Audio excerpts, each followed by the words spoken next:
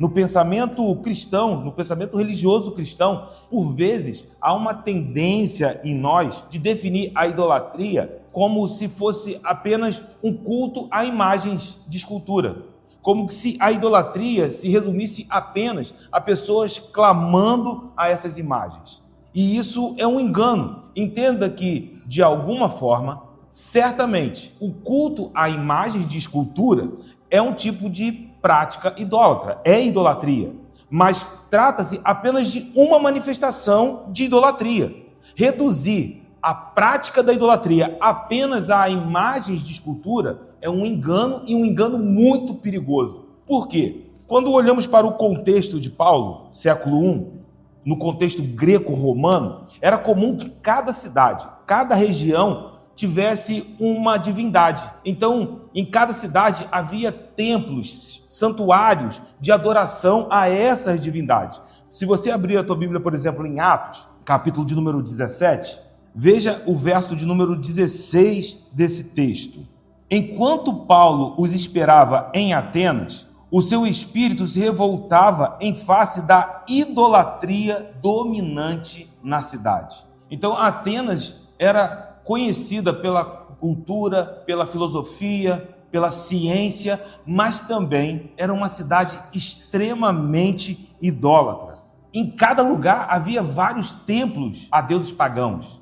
Se você olhar ainda dentro do livro de Atos, no capítulo de número 19, nós temos um texto muito conhecido que fala da cidade de Éfeso. Atos 19, verso de número 24. Era uma cidade tão fundamentada na idolatria que a própria cultura e economia da cidade dependia da prática do culto à deusa Diana. Havia uma prática de adoração a essa deusa e um comércio havia se fundamentado nesse tipo de culto. Atos 19, verso de número 24. Um ourives chamado Demétrio, que fazia de prata nichos de Diana e que dava muito lucro aos artífices, convocando-os juntamente com outros da mesma profissão, disse-lhes: Senhores, sabeis que deste ofício vem a nossa prosperidade. De onde vem a prosperidade desses homens? De fazerem nichos, pequenas imagens da deusa Diana, para que pudessem ser vendidos. E aí a gente olha o verso de número 26 e ele diz: E estáis vendo e ouvindo que, não só em Éfeso, mas em quase toda a Ásia, este Paulo tem persuadido e desencaminhado muita gente, afirmando não serem deuses os que são feitos por mãos humanas. Então o evangelho confronta essa realidade. O mundo greco-romano, no século I, era movido com esse tipo de prática. Então a gente vai encontrar em cada uma das cidades templos, santuários, onde essas divindades eram adoradas, recebiam cultos. E os gálatas conheciam muito bem esse tipo de pensamento, esse tipo de prática. Mas quando a gente olha para o século I, eu quero te dizer que a nossa sociedade, ela não é tão diferente da sociedade, da cultura do século I, dessas culturas mais antigas. O ponto é que os altares de idolatria, hoje no século I, têm assumido outras formas.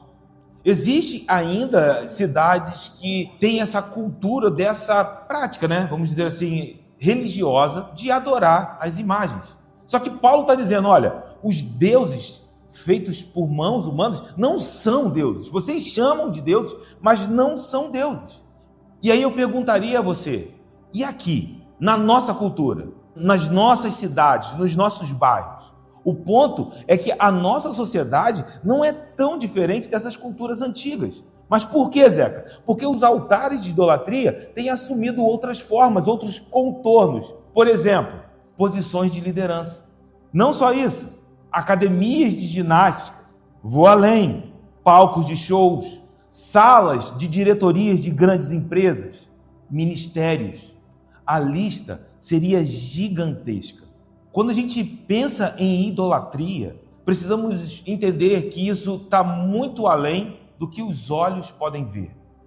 Calvino dizia que o coração do homem é constantemente uma fábrica de ídolos. A beleza, o poder, as realizações pessoais, até o próprio corpo, a própria família. por vezes, tem sido feito como deuses em nossa geração. O coração do homem sempre está sendo atacado por um desejo de tomar coisas que são boas. Entenda, quando eu falo de um bom emprego, quando eu falo do dinheiro, quando eu falo de uma realização pessoal, quando eu falo de família, eu estou falando de coisas lícitas, eu estou falando de coisas boas. Mas o nosso coração sempre é atacado por um desejo de pegar essas coisas que são lícitas, essas coisas que são boas, como, por exemplo, ser bem-sucedido, bens materiais, a família, e fazer dessas coisas a razão da nossa vida. Quando nós tomamos essas coisas lícitas e boas e fazemos dela a razão da nossa vida, o nome disso é idolatria. Porque a razão de nós estarmos aqui nessa noite é a mesma razão pela qual nós existimos. Nós estamos aqui por causa de Cristo Jesus. E veja como isso é perigoso, porque talvez seja uma forma de idolatria tão velada, mas letal, mais perigosa do que aquela de alguém que está dobrado diante de uma imagem de escultura. Não há diferença quando nós pensamos nesse tipo de pecado. Pegamos essas coisas lícitas, por exemplo, o dinheiro, e fazemos do dinheiro um porto seguro. O que é isso? Idolatria. Jesus personificou esse tipo de espírito, dizendo que o amor ao dinheiro é mamon. E Jesus, no Sermão do Monte, ele diz: não é possível servir a dois senhores. O que Jesus está dizendo? À medida que você faz do dinheiro o seu porto seguro, você está tornando o dinheiro um Deus na tua vida. Eu quero esse emprego. E aí você faz desse emprego o seu lugar pleno de satisfação. Idolatria. O que é pior é que esse tipo de espírito não atua só entre os que estão nas trevas. Esses espíritos estão atacando os nossos corações. Esse tipo de comportamento resulta em duas coisas. Primeiro, o homem foi criado para contemplar o Senhor. O homem foi criado para o ambiente da adoração.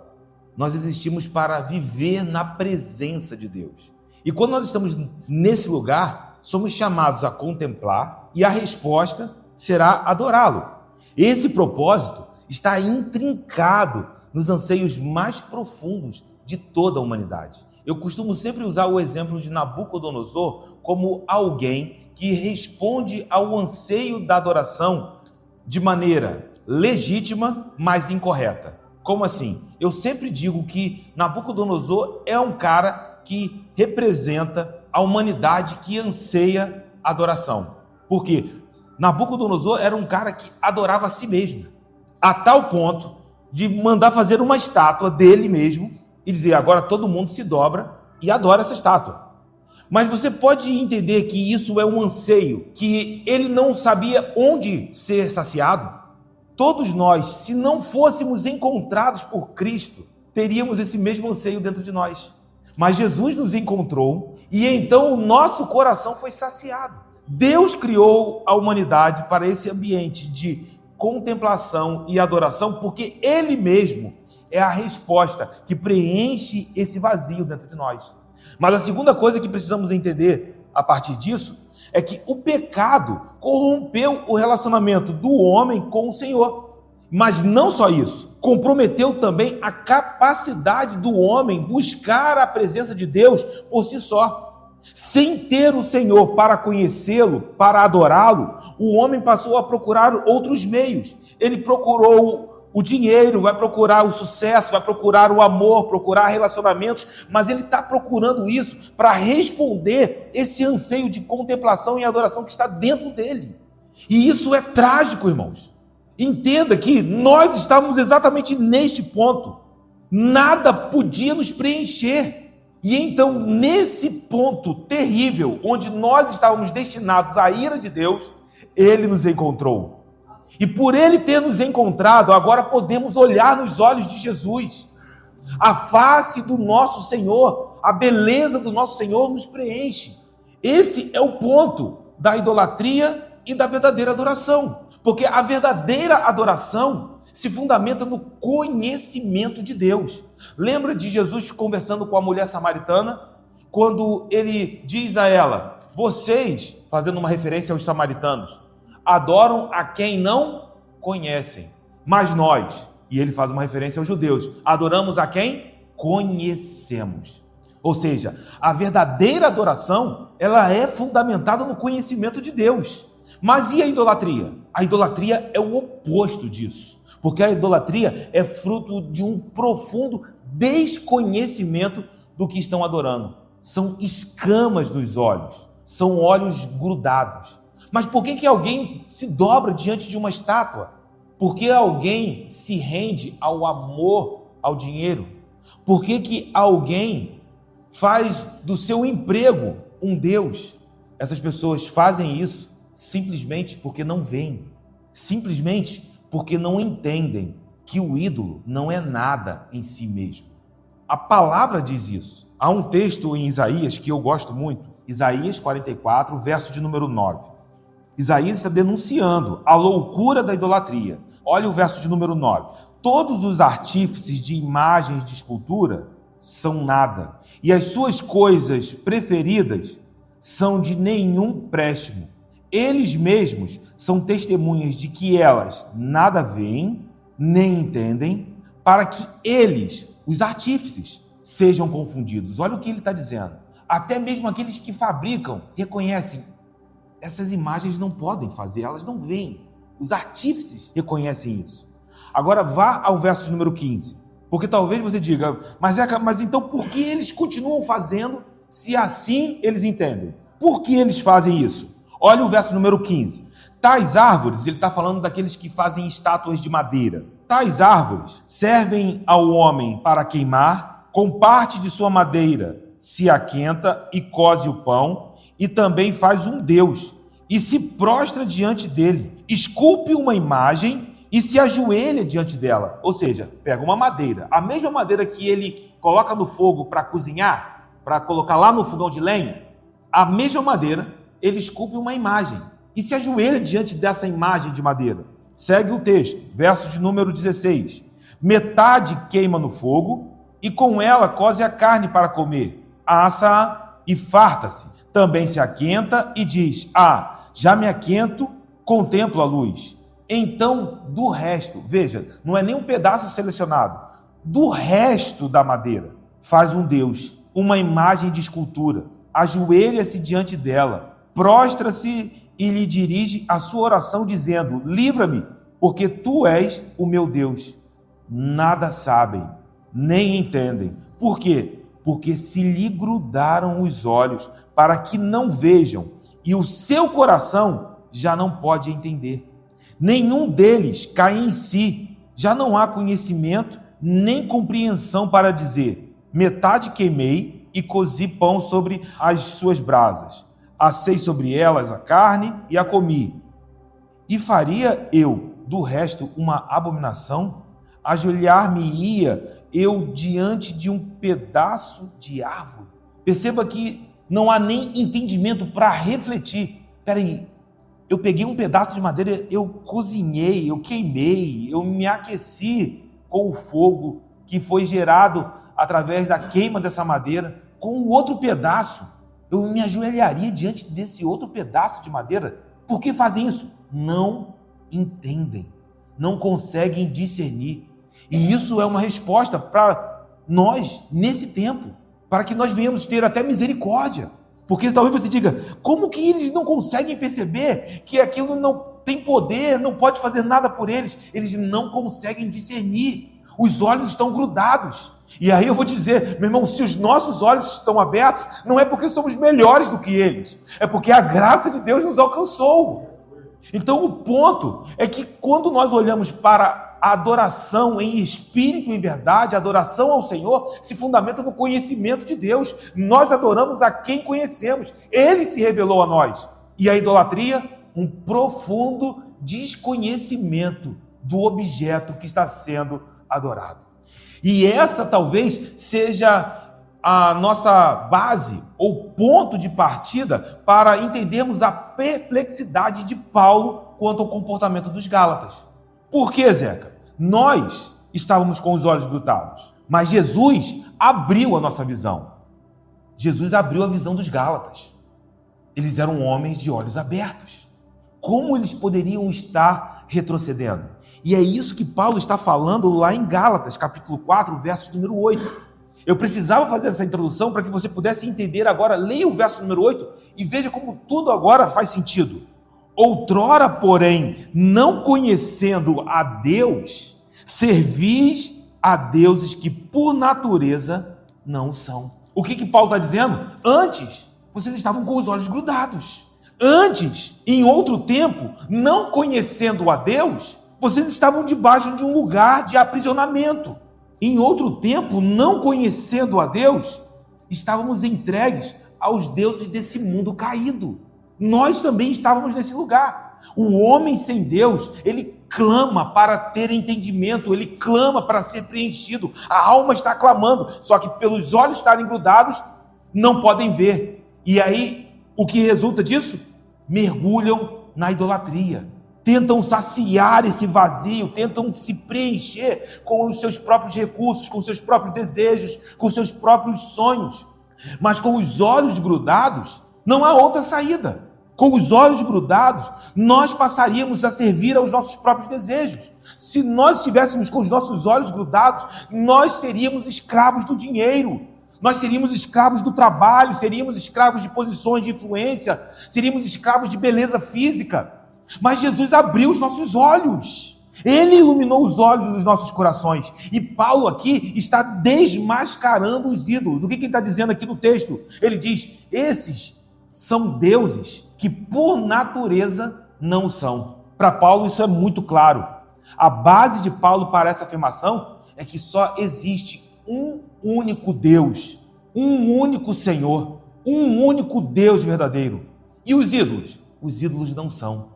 Eles não são nada em si mesmo. Há uma passagem que Paulo escreve aos Coríntios em que ele diz, os ídolos são mudos. Olha aí 1 Coríntios 12, verso número 2. O texto diz, sabeis que outrora, quando éreis gentios, deixáveis conduzir-vos aos ídolos mudos, segundo éreis guiados. Os ídolos não falam, eles não veem, eles não ouvem. Olhe aí também 1 Coríntios, capítulo 8, versos número 4.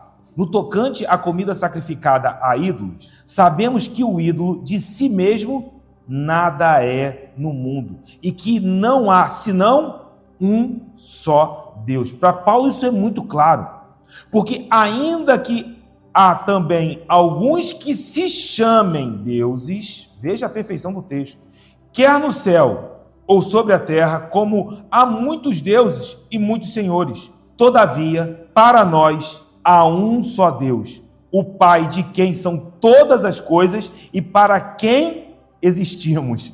E um só Senhor, Jesus Cristo, pelo qual são todas as coisas e nós também por Ele. Então, para Paulo, isso está claro. Os ídolos em si, eles não são. O que está por trás dos ídolos, e que muitos não percebem, é que são forças demoníacas, demônios que aprisionam a humanidade em seus olhos grudados. Mas se nós fomos encontrados pelo Cristo, eu quero dizer que isso é graça.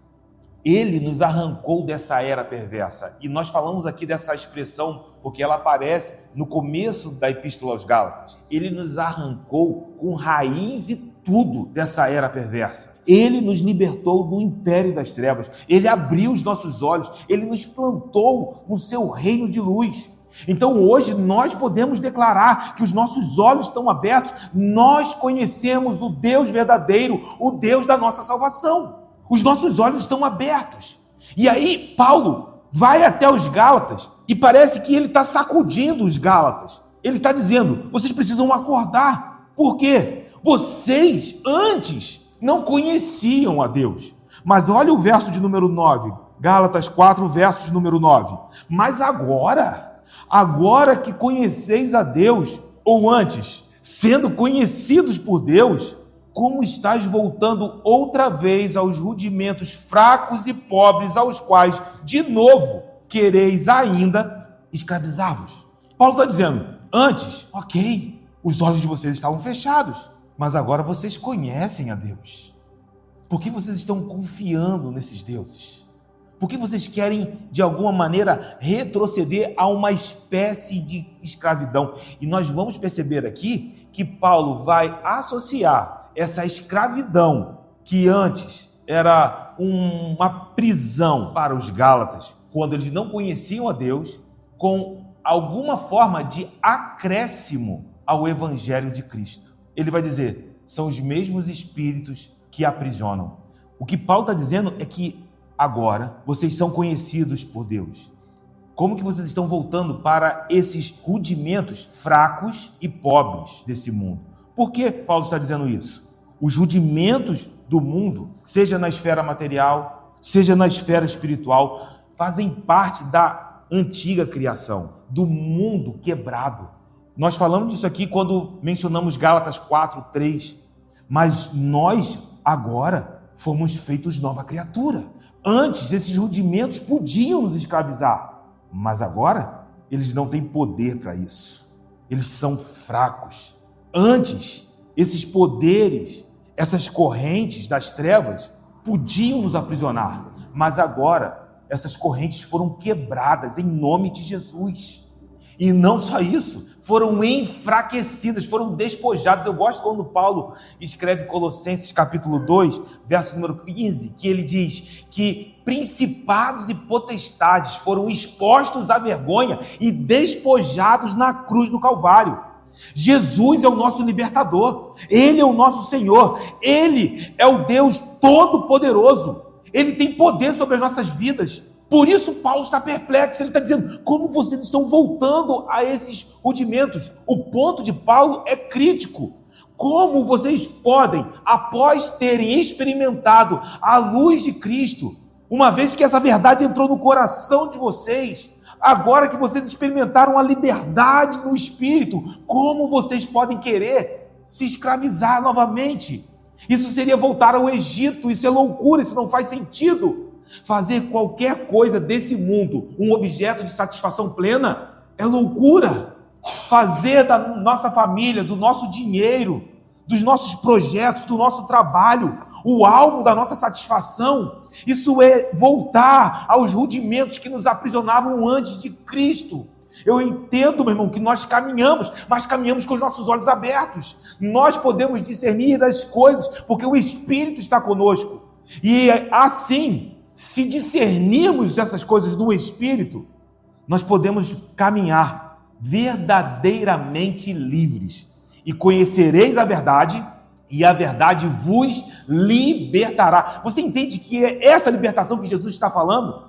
Às vezes a gente pensa, mas que libertação é essa? É a libertação das correntes que nos aprisionavam enquanto nós estávamos com os olhos grudados. A gente estava preso e nem sabia. Mas Jesus nos libertou. A verdade nos libertou. Então Paulo está dizendo, agora é diferente, Gálatas. Vocês conhecem. Como vocês podem estar retrocedendo? Como vocês podem estar novamente se entregando a esse lugar de servidão? Agora note como que a idolatria sempre está tentando cegar os olhos dos nossos corações que já foram iluminados por Cristo. Todo dia nós precisamos estar atentos, precisamos vigiar. Alguns dizem que o problema, por vezes, está na religião. Eu discordo. O problema não está na religião, porque existe uma religião pura, existe uma religião sem mácula. É a palavra que diz isso. Olha aí em Tiago 1:27. Precisava fazer essa observação, porque essa palavra, esse conceito, religião, por vezes é mal interpretado. Tiago capítulo 1, verso de número 27. A religião pura e sem mácula para com o nosso Deus e Pai é esta: visitar os órfãos e as viúvas nas suas tribulações e a si mesmo guardar-se incontaminado do mundo. O que Tiago está dizendo? A religião pura é praticada por aqueles que foram, primeiro, alcançados pela graça. Tiago não está falando de salvação pelas obras aqui. Ele está falando daqueles que foram alcançados pela graça, mediante a fé, salvos. Mas uma vez salvos, feitos nova criatura. E se você é nova criatura, a tua vida, a tua conduta manifesta a vontade de Deus. Você vive de maneira exclusiva para a glória de Deus. Essa é a religião pura, é a religião sem mácula. Estamos pondo esse conceito aqui para que a gente possa contrastar com uma religiosidade cega, com uma religiosidade cheia de justiça própria. Eu coloquei nas minhas anotações aqui um tipo de religiosismo. Eu coloquei essa palavra entre aspas, porque eu nem sei se essa palavra existe, mas é um tipo de religião onde há um esforço humano para a salvação, ou um acréscimo à salvação. Esse tipo de religiosidade cega é perigosa. Uma vez que nós fomos alcançados, nós somos nova criatura.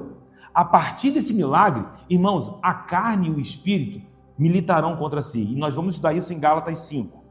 Mas por que eu estou falando disso agora? Uma conduta regida pelo Espírito precisa ser a marca da nossa jornada. Nós devemos rejeitar os desejos da carne. Render-se à carne é, novamente, se entregar à escravidão da antiga criação.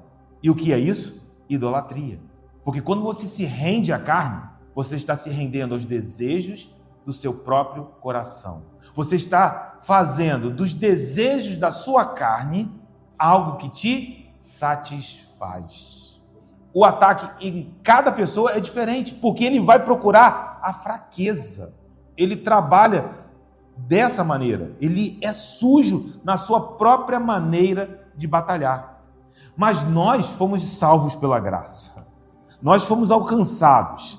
As nossas mãos sempre estarão vazias. Sabemos que foi a bondade dele, a misericórdia dele, é o favor dele. Não fui salvo porque eu oro, porque eu jejuo, porque eu leio a Bíblia, porque eu sou aluno da escola bíblica dominical. Nós somos salvos mediante a fé pela graça. E por que nós somos salvos? Aí sim, nós vamos orar, nós vamos jejuar, nós vamos buscar a face do Senhor, porque Ele nos salvou, porque Ele abriu os nossos olhos, porque nós fomos conectados a essas verdades eternas. E então nós podemos nos aproximar dEle, porque nós fomos primeiramente conhecidos por Ele e agora também podemos declarar que nós o conhecemos.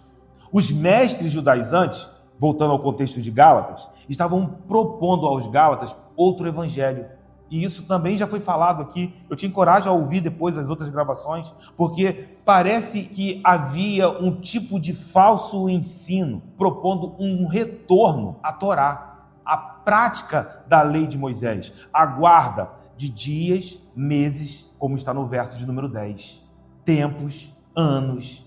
Em suma, esse falso ensino, esse outro evangelho, eu coloco isso entre aspas, propunha a observância do calendário judaico como um meio de acréscimo à obra de Cristo. Nós estudamos aqui o livro de Levítico e nós estudamos aqui o calendário judaico. Nós encontramos princípios por trás desses calendários, dessas convocações santas, princípios que são válidos para a vida cristã. Por exemplo, quando mencionamos o sábado e também falamos que isso apontava para o descanso no Senhor. O descanso no Senhor é um princípio que continua válido. Quando nós pensamos na manutenção da memória, da libertação que nós recebemos na cruz do Calvário. No Antigo Testamento, isso acontecia na Páscoa. Ou seja, princípios que continuam vivos. A santificação, as primícias, entre outros. Mas depender desse calendário, de um calendário judaico, para manter esses princípios vivos, isso é desconhecer a cruz de Cristo. Isso é desconhecer a obra de Cristo. Porque na cruz, todo esse calendário foi consumado completamente. Ele foi cumprido plenamente. Paulo está dizendo, se vocês fizerem isso, se vocês começarem a guardar sábados, se vocês começarem a guardar meses, anos, se vocês precisarem comemorar a festa dos tabernáculos para encontrarem a plenitude em Deus, vocês estão se escravizando novamente. Esse calendário, de fato, existiu, mas foi para um tempo. Esses calendários, essas datas, eram provisórias. Mas na cruz do Calvário, meu irmão, a obra foi consumada. Esse é o ponto. E aí Paulo está perplexo e diz, Gálatas 4, no verso de número 11, receio de vós, tenha eu trabalhado em vão para convosco. O que Paulo está dizendo é, será que todo o meu trabalho. E aqui nós sabemos qual é o contexto. É o contexto da primeira viagem missionária. Porque na primeira viagem missionária, Paulo evangelizou juntamente com Barnabé a Galácia do Sul. Ele está perguntando aos Gálatas, será que todo o nosso trabalho durante a primeira viagem missionária teria sido inútil? Será que foi em vão? Mas ao usar essas palavras, Paulo está de alguma forma ecoando um cântico do servo. Um cântico que Isaías recebe de maneira profética a respeito da obra de Cristo. Quando nós lemos Isaías capítulo 49, no verso número 4, Isaías está falando da obra do Cristo, da obra do Messias, da obra de Jesus. E veja o que é colocado nos lábios do servo, do Messias, do ungido do Senhor. Eu mesmo disse, debalde tenho trabalhado, inútil e vãmente gastei as minhas forças. Todavia, o meu direito está perante o Senhor, a minha recompensa perante o meu Deus. Paulo, de alguma forma, sempre está se vendo em Cristo. Ele está se vendo como servo. Ali, em Isaías, o servo do Senhor fala sobre a sua recompensa que está diante de Deus. Aí Paulo está dizendo, eu receio que talvez eu tenha trabalhado em vão ao vosso respeito, mas apenas pelos Gálatas. Ele não está dizendo que a sua recompensa não está guardada em Deus. Paulo sabe que Deus é fiel para recompensá-lo. E aí, se eles estivessem retrocedendo para esse calendário judaico, se eles começassem a comemorar Páscoa, Festa dos Tabernáculos, primícias, e fazer desses calendários uma norma para serem abençoados, Paulo está dizendo, vocês estão voltando para as trevas, vocês estão voltando para a escuridão. Então Paulo precisa falar de maneira direta, e agora ele vai fazer um apelo extremamente pessoal. Paulo vai falar de maneira muito íntima, a partir do verso número 12, olha aí na tua Bíblia. O texto diz, sede qual eu sou, pois também eu sou como vós. Irmãos, assim vos suplico, em nada me ofendeste. O texto é um pouquinho truncado, mas vamos tentar caminhar com calma nesse versículo. Paulo acabou de lembrar os Gálatas do tempo em que ele havia pregado o evangelho a eles, lá na Galácia do Sul. E agora ele está fazendo um apelo que é um apelo emocionante. Nós vamos perceber aqui que de alguma forma ele vai fazer comentários, perguntas e até indiretas que são bem polêmicas. Paulo faz uma súplica aos Gálatas. Que súplica ele faz? Irmãos, se tornem como eu. É o que ele diz aqui na abertura do versículo. Sede qual eu sou. Sejam como eu sou. Paulo está chamando os Gálatas a olharem para Paulo. E ele continua dizendo, por quê? Porque eu me tornei como um de vocês. E aí você vai dizer, mas espera aí, o que Paulo está dizendo? Aqui nós podemos ver Paulo assentado numa mesa com gentios. E vocês sabem que os gentios e os judeus não se sentavam juntos. E não só isso. Naquela mesa, vou dizer aqui de uma maneira hipotética, mas de uma maneira muito razoável. E naquela mesa tinha um porco assado. Nós sabemos que os judeus e os gentios não se sentavam juntos para comer, e um judeu tampouco comeria carne de porco. Aí Paulo está dizendo, olha, eu quero que vocês sejam como eu sou. Porque Paulo se assentava com os judeus e se assentava com os gentios. Por quê? Porque ele sabia que os muros que separavam judeus e gentios foram completamente derrubados na cruz do Calvário. Paulo não tinha problema com costumes culturais, se esses costumes não corrompessem os limites de santidade exigidos pelo Evangelho. Quando você abre a tua Bíblia em 1 Coríntios, capítulo 8, olha os versos 8 e 9. Vamos ler alguns textos de Paulo a respeito dessa maneira do apóstolo agir. 1 Coríntios 8, verso 8. Não é a comida que nos recomendará a Deus, pois nada perderemos se não comermos e nada ganharemos se comermos. Verso 9. Vede, porém, que esta vossa liberdade não venha de algum modo a ser tropeço para os fracos. Aqui está o ponto. Paulo está dizendo, não é uma questão comer ou não comer. A questão é, se você come e você se torna tropeço para o teu irmão. Aí sim, Paulo diz, não coma. Vá a Gálatas 5, verso número 13. O ponto de Paulo aqui não é sobre comer ou não comer, porque Paulo entende que em Cristo nós somos livres. Aqui a gente entende o que é liberdade cristã, um conceito que é completamente deturpado quando esse conceito é levado para a libertinagem, como que se eu pudesse viver de qualquer maneira. Liberdade no espírito não tem nada a ver com viver de qualquer maneira, tem a ver com viver rendido ao espírito. Aí, Gálatas 5, verso de número 13, o texto diz: porque vós, irmãos, fostes chamados à liberdade, porém, não useis da liberdade para dar ocasião à carne, idolatria, os próprios desejos. Sede antes servos uns dos outros pelo amor. Vamos ver outro texto? Romanos, capítulo 14, verso de número 13.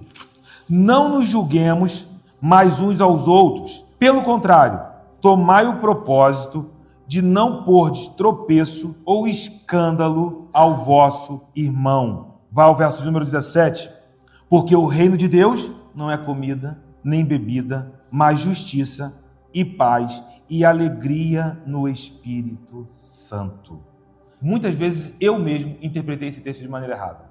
Por vezes eu falava, o reino de Deus não é comida, e eu fazia uma referência a coisas materiais. Paulo não está dizendo disso. Paulo está falando de unidade.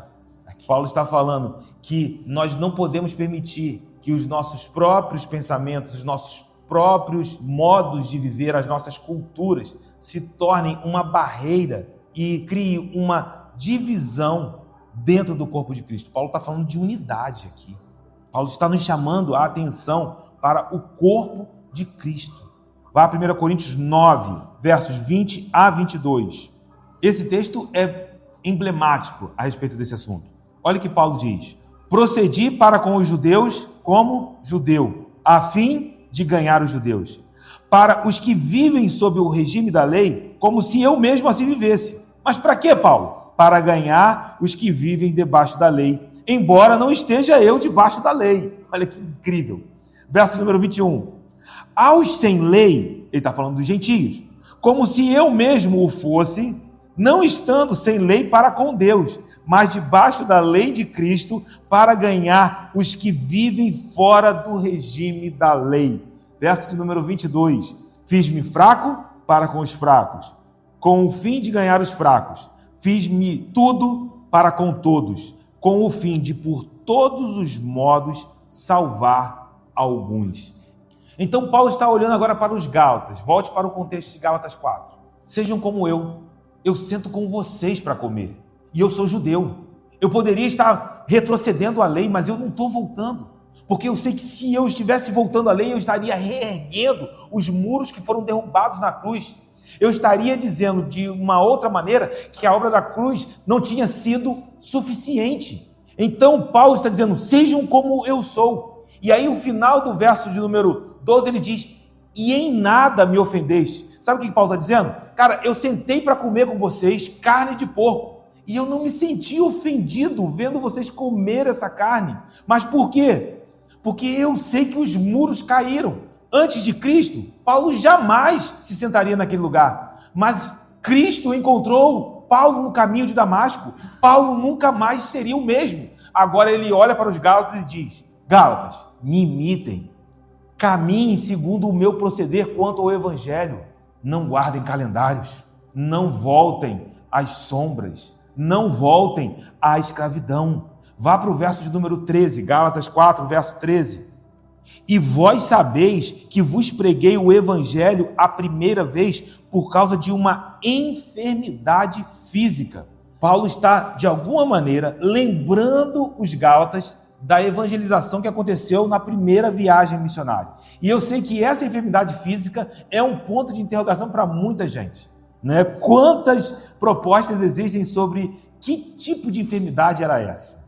Alguns relacionam essa enfermidade ao espinho da carne. Talvez seja uma relação muito clara para nós, mas também é uma hipótese, não temos como afirmar isso. Alguns supõem ter sido malária, outros epilepsia, ou até talvez algum tipo de doença nos olhos.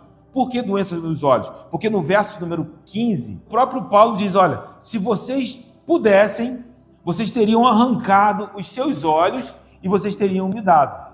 Então, assim, de uma maneira equilibrada, Vocês sabem que aqui a gente sempre tem muito cuidado com o texto para a gente não afirmar aquilo que a gente não tem como afirmar. A gente vai até onde o texto nos permite ir. De fato, a enfermidade pode ter sido uma dessas três: malária, epilepsia ou uma oftalmia, ou pode ter sido algo bem diferente. Não temos como afirmar isso. Pode ter relação com um espinho na carne ou não, mas nós podemos sugerir uma outra possibilidade, e essa é uma sugestão minha, tá? É uma sugestão minha, assim, fazendo alguns estudos na Epístola de Gálatas, e quando a gente fez a pós em Teologia Paulina, a gente teve uma aula só sobre Gálatas, e eu fiz uma observação lá com o professor, e assim, ele falou assim: olha, isso pode ser uma possibilidade. Então, como nós estamos no campo das possibilidades, eu vou sugerir algo que é plausível olhando para o próprio relato de Atos dos Apóstolos. Por quê? Durante a primeira viagem missionária, na região da Galácia do Sul, Paulo sofreu um apedrejamento severo na cidade de Listra. Isso está em Atos 14, verso 19.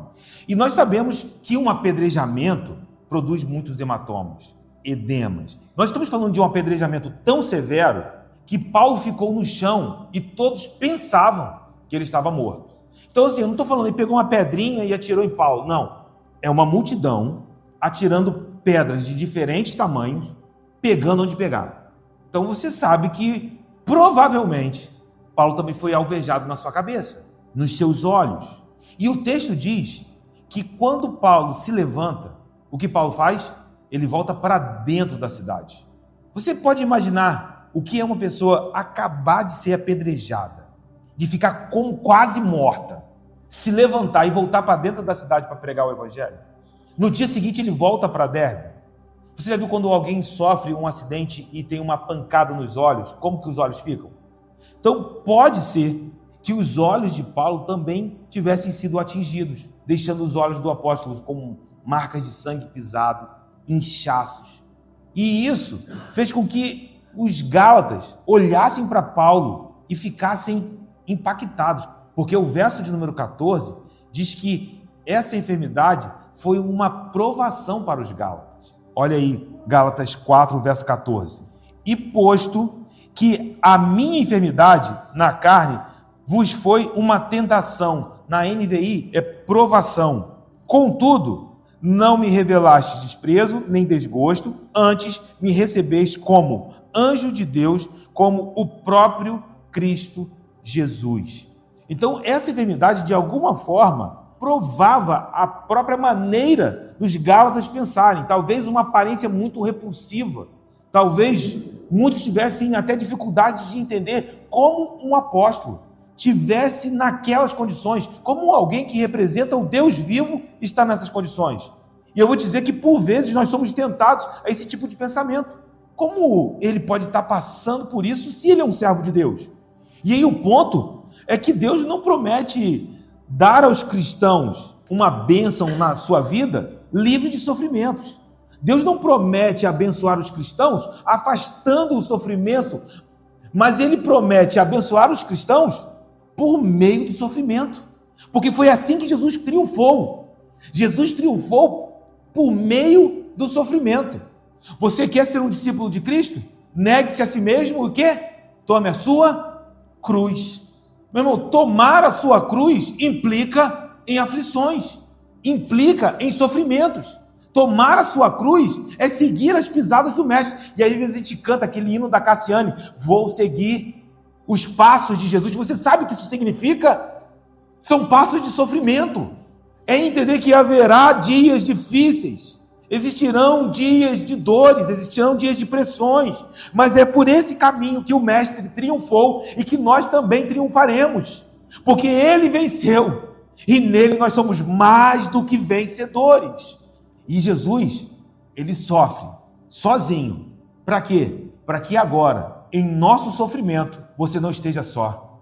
Ele está conosco em nossas dificuldades. Nós não estamos sozinhos. Paulo diz que os gálatas não o desprezaram, ou seja, eles olharam para Paulo e se sentiram desafiados com o que estava vendo. Mas a resposta dos gálatas é: olha, vocês me viram dessa forma, vocês me viram nesse estado, com essa enfermidade, e vocês não me desprezaram. Pelo contrário, o texto no verso de número 14 diz: antes me recebeste como anjo de Deus, como o próprio Cristo. Eles receberam o apóstolo Paulo como um mensageiro de Deus, e de fato ele era. Receberam Paulo como o próprio Cristo, porque de fato Paulo era enviado pelo Cristo. Paulo era o apóstolo de Cristo. Só que Paulo, lembrando os Gálatas sobre isso, ele está dizendo: agora eu percebo que mudou alguma coisa. Olha para o verso número 15.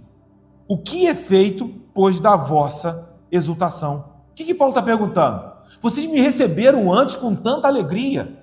O que vocês fizeram daquela alegria de antes? Vocês teriam me dado os próprios olhos, é o que diz o verso número 15. Pois vos dou testemunho de que, se possível fora, teríeis arrancado os próprios olhos para nos dar. Ele está dizendo: vocês me receberam de uma maneira tão especial, tão preciosa.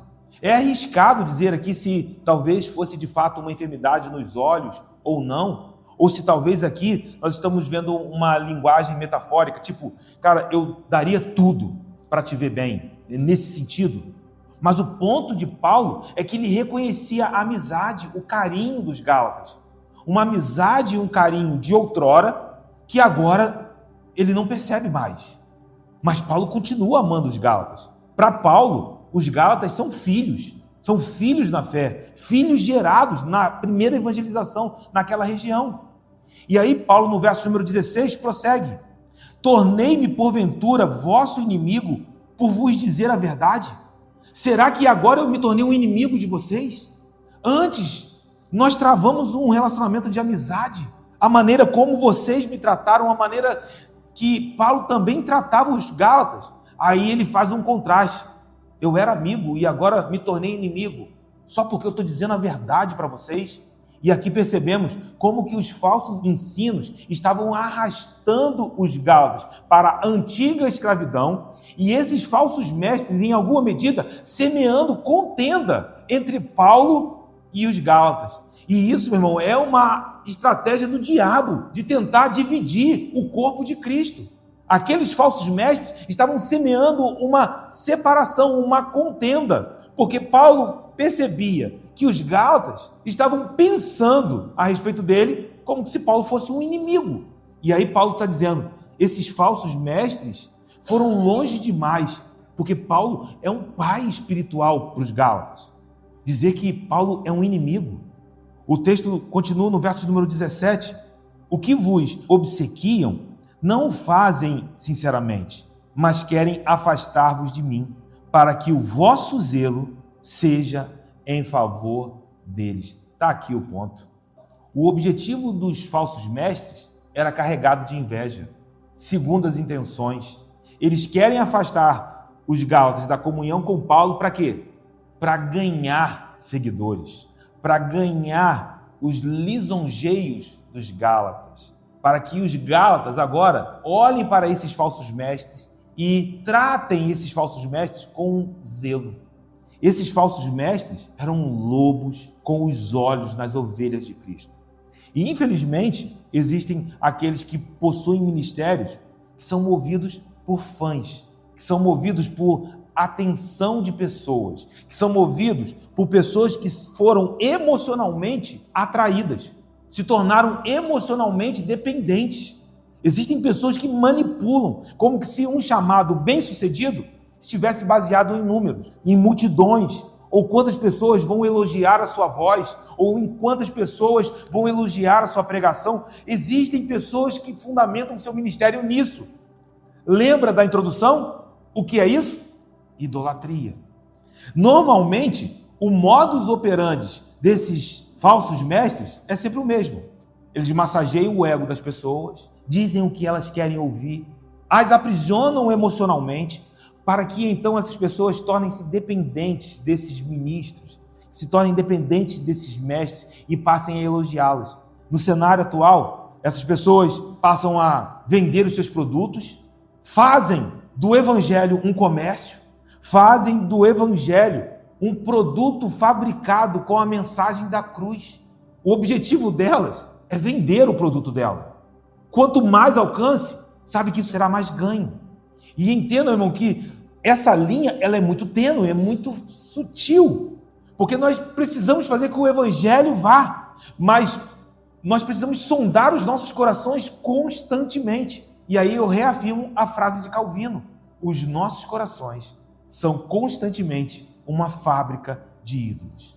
Que nós possamos estar sempre sondando os nossos corações juntamente ao Espírito Santo de Deus, para que nós não venhamos tropeçar. Eu tenho um amigo que é produtor, ele trabalha, sabe, com um cantor muito conhecido na mídia, e nós sentamos uma vez para almoçar e falávamos sobre isso. Falamos sobre aqueles que começam sinceramente, começam bem, começam falando da palavra, da verdade do Evangelho, que não vão se vender, mas passa um tempo e essas pessoas mudam. E aí ele falou algo naquele dia comigo, naquela mesa, que eu nunca mais esqueci, porque ele disse assim: Zeca, o que mais me assombra é que essas pessoas, um dia, falavam exatamente o que nós estamos falando aqui hoje. Quando ele disse isso, o meu coração se encheu de profundo temor. Porque o que veio ao meu coração é: eu posso ser o próximo. Meu irmão, nós precisamos estar rendidos ao Espírito todos os dias da nossa vida. Esse é o ponto da oração do Pai Nosso. Livrai-nos do mal. Se renda ao Espírito. Por isso a Epístola de Gálatas é fantástica. Porque a Epístola aos Gálatas nos chama à vida do Espírito. A uma vida rendida ao Espírito, a uma vida que está sempre sendo confrontada pelo Espírito.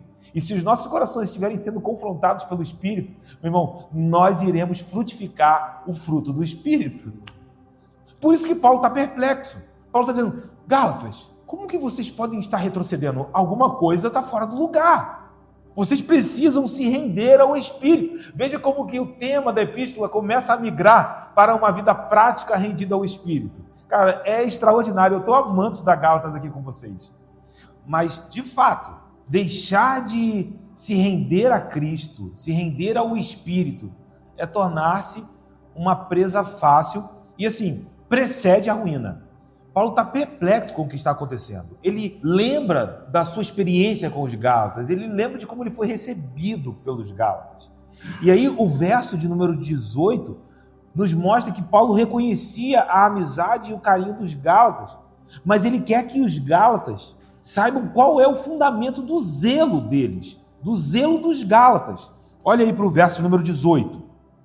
É bom ser sempre zeloso pelo bem, e não apenas quando estou presente convosco. Veja que Paulo não está dizendo que ser zeloso é algo ruim ou algo errado. É bom ser sempre zeloso pelo bem. O ponto de Paulo é: qual é a motivação do seu zelo?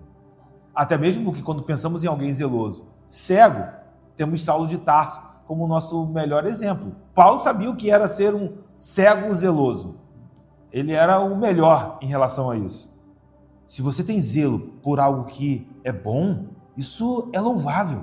Qual é a motivação do seu zelo? Cristo? A motivação do seu zelo é o Evangelho? Ou a motivação do seu zelo são interesses particulares? Elogios alheios? E aí, mesmo ausente da Galácia do Sul, ainda assim, Paulo está sendo zeloso com os Gálatas. Veja, Paulo está dizendo: é bom ser sempre zeloso pelo bem. É bom. E Paulo agora está mostrando que está sendo zeloso pelos Gálatas. Mas porque Paulo quer elogios? Não. O ponto de Paulo é o Evangelho de Cristo. Não há outro Evangelho. O ponto de Paulo é a unidade da igreja. É um só corpo, uma só igreja. Não há duas mesas. Não há uma mesa de gentios e uma mesa de judeus. E aí o verso de número 19 prossegue: meus filhos, veja como Paulo está sendo tenro, cuidadoso, como Paulo está sendo atencioso, como Paulo está sendo zeloso. Meus filhos, por quem de novo sofro as dores de parto, até ser Cristo formado em vós. Paulo reconhecia essa amizade, mas ele quer que os Gálatas sejam afetados, que os seus corações possam ser tocados, porque eles são como filhos para Paulo. E Paulo diz: filhos, como por quem de novo ele está sofrendo dores de parto. E aí a gente está falando de sofrimento. Lembra da primeira viagem missionária? Foi uma estação de pressões. Nós fizemos aqui a menção a um apedrejamento, mas isso foi só um episódio. a primeira viagem missionária foi marcada por perseguições, por dores, por sofrimentos. Paulo sabia o que era padecer por amor ao Evangelho. E agora ele está dizendo, estou novamente sentindo as dores de parto. Paulo gerou esses filhos na fé durante a primeira viagem missionária. Sabemos como foi terrível, como foi difícil, mas Paulo sabia que o Evangelho havia frutificado, que aqueles homens tinham sido alcançados. E esse é o ponto para nós. Em meio às lutas, o Evangelho está frutificando. As tribulações não podem nos esterilizar. Então Paulo não está preocupado se ele vai sentir novamente as dores de parto. Nós sabemos que o Senhor está conosco. E se Ele está conosco, meu irmão, persevere até a perseverança em sua ação completa produzir em nós um fruto, onde nós seremos perfeitos e íntegros em Cristo Jesus. Essa é a ação completa da perseverança em nós. Ela está trabalhando em nós. E aí Paulo diz, no verso de número 20, fechando, pudera eu estar presente agora convosco e falar-vos em outro tom de voz, porque me vejo perplexo a vosso respeito. Paulo está dizendo, vocês tiveram os olhos abertos. Não voltem. Ao falar de novamente dores de parto, ele tem um objetivo específico. Até Cristo ser formado em vós.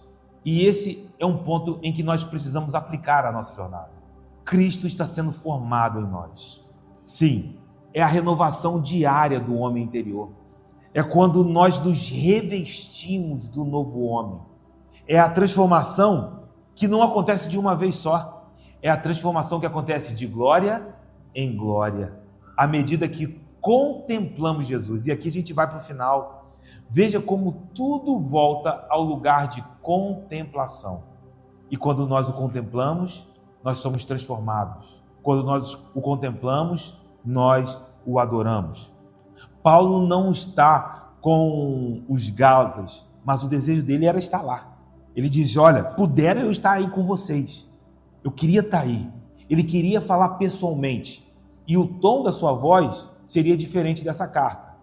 Por quê? Paulo está escrevendo em uma estação de perplexidade. Alguns pensam que a Epístola aos Gálatas foi escrita de uma maneira até, de certa forma, urgente. Nós mencionamos isso na introdução, porque Paulo vai tratar de assuntos que são necessários. E por isso, talvez, Paulo fosse mais firme no momento da escrita, para que, quando ele estivesse presente, ele pudesse ter um tom mais cativante. E parece que esse era o modo de Paulo agir. Paulo escrevia de uma forma, mas quando ele estava presente, ele agia de uma maneira mais temperada. Isso é impressionante no apóstolo Paulo. O seu objetivo era que o caráter de Cristo fosse formado nos Gálatas. E eu quero dizer que esse é o objetivo do Espírito aqui nessa noite. Esse é o objetivo de estarmos aqui sentados. Esse é o objetivo de eu ter passado o dia todo preparando essa ministração, para que Cristo seja forjado em nós. Isso não tem a ver comigo, isso tem a ver com Ele. Isso tem a ver com a obra dele. Paulo teve uma preocupação muito semelhante com os coríntios, quando nós pensamos na maneira como Paulo escreve e como Paulo falava. Quando você abre aí em 2 Coríntios, capítulo de número 10, olha o verso de número 1. E eu mesmo, Paulo, vos rogo, pela mansidão e benignidade de Cristo. Eu que, na verdade, quando presente entre vós, sou humilde, mas quando ausente, ousado para convosco. Ele está dizendo, olha, quando eu estou aí, vocês reconhecem em mim mansidão, humildade. Mas como eu não estou aí com vocês, vocês estão sentindo que a minha carta está sendo mais dura, que a minha carta está sendo mais ousada. Vá ao verso de número 9 desse capítulo. Para que não pareça ser meu intuito intimidar-vos por meio de cartas. As cartas, com efeito, dizem, são graves e fortes, mas a presença pessoal dele é fraca e a palavra desprezível. Considere o tal isto, que o que somos na palavra por cartas, estando ausentes, tal seremos em atos quando presentes. Verso de número 12. Porque não ousamos classificar-nos ou comparar-nos com alguns que se louvam a si mesmos. Lembra dos falsos mestres? Mas eles, medindo-se consigo mesmos e comparando-se consigo mesmos, revelam insensatez. Vá a 2 Coríntios 13, verso de número 10. Portanto, escrevo estas coisas estando ausente, para que, estando presente, não venha a usar de rigor segundo a autoridade que o Senhor me conferiu para a edificação e não para destruir. O que Paulo está dizendo? Paulo era mais duro escrevendo do que quando ele estava presente. O ponto é que o evangelho estava provocando transformações na vida daqueles homens. Eles não podiam retroceder. Paulo está escrevendo e ele continua tendo zelo para que Cristo pudesse ser formado em cada um daqueles homens. O evangelho nos liberta da necessidade de aprovação alheia.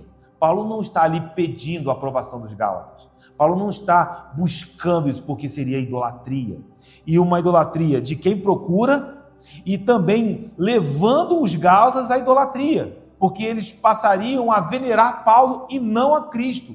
O amor de Paulo pelos Gálatas não tinha segundas intenções. Paulo é um homem de coração puro. Assim, é melhor que falemos sempre a verdade. E esse é o ponto para nós. Se você precisar falar a verdade, meu, fale.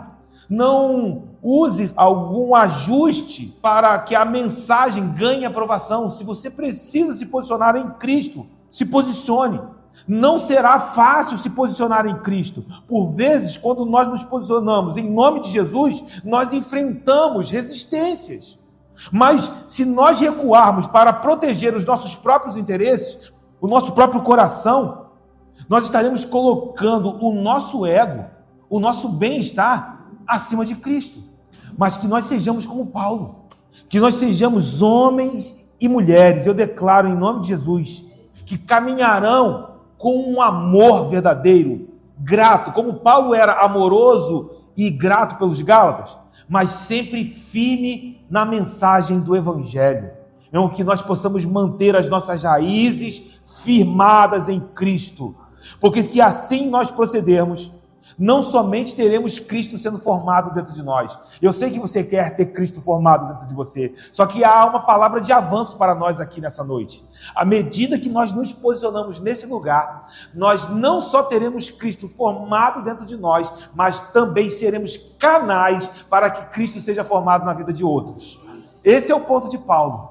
Esse é o nosso ponto nessa noite. Aqui nós oramos, pedindo, Senhor, faça-nos caminhar nesse nível, onde os nossos olhos estão em Ti, e então não tropeçaremos na idolatria. E entenda, não estamos reduzindo a idolatria à imagem de escultura, mas nós estamos indo no cerne da idolatria, que hoje está sendo golpeado em nome de Jesus. Os nossos corações estão livres.